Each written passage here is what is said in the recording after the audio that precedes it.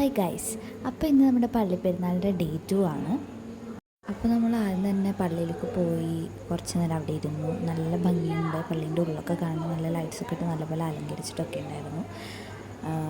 അതിനുശേഷം ഞങ്ങൾ അവിടെ വെടിക്കെട്ട് തുടങ്ങിയായിരുന്നു. അപ്പോൾ ഞങ്ങൾ വെടിക്കെട്ട് കാണാൻ വേണ്ടി പോയിട്ടുണ്ടായിരുന്നു. നല്ല ഭംഗിയിൽ പുത്തിരി ഇങ്ങനെ മേലൊക്കെ ആകാശത്ത് വലുതായിട്ട് കത്തുന്നുണ്ടായിരുന്നു. നല്ല രസമായിരുന്നു കാണാൻ. ഒരു മണിക്കൂറോളം വെടിക്കെട്ട് പരിപാടികളൊക്കെ ഉണ്ടായിരുന്നു. അപ്പോൾ ഞങ്ങൾ ആദ്യം ഇങ്ങനെ കുറേ നേരം കണ്ടുകൊണ്ടിരുന്നു. നല്ല രസമായിരുന്നു കാണാൻ. നമ്മൾ വന്ന ആ ഒരു റൂട്ട് നല്ല രസമായിരുന്നു കാണാൻ. ഇങ്ങനെ കുറേ ഒരു റാലിയായിട്ടൊക്കെ വന്നിട്ട് പിന്നെ ആദ്യം ഒരാൾ അതിന് ഉദ്ഘാടനം നടത്താൻ വേണ്ടി ഒരാളുണ്ടാവും. അയാൾ പൂത്തിരിയൊക്കെ ആയിട്ട് വരും കണ്ടാൽ.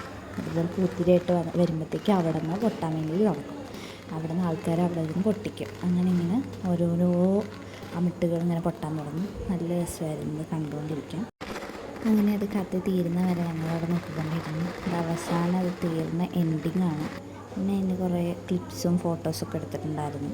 നല്ല ഭംഗിയുണ്ടായിരുന്നു പൊട്ടുന്ന കാണാൻ വേണ്ടി. രാത്രി ആയതുകൊണ്ട് തന്നെ നല്ല ബ്രൈറ്റായിട്ട് ആ കളേഴ്സൊക്കെ നമുക്ക് കാണാൻ വേണ്ടിയിട്ട് പറ്റുമായിരുന്നു. നല്ല രസമായിരുന്നു കണ്ടുകൊണ്ടിരിക്കുക. ഏതാണ്ട് ഒരു 3/4 മണിക്കൂറോളം ഉണ്ടായിരുന്നു ഈ വെടിക്കെട്ടൊക്കെ. നല്ല രസമായിരുന്നു അത് കാണാൻ വേണ്ടിയിട്ട്.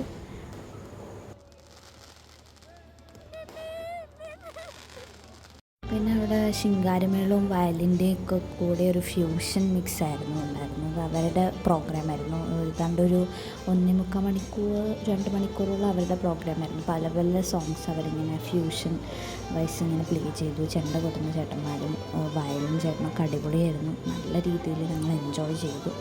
നല്ല രസമുണ്ടായിരുന്നു. വേറെ പ്രത്യേകിച്ച് എക്സ്ട്രാ പ്രോഗ്രാംസൊന്നും ഇവിടെ ഉണ്ടായിരുന്നില്ല. അത് മാത്രമേ ഉണ്ടായിട്ടുണ്ടായിരുന്നുള്ളൂ.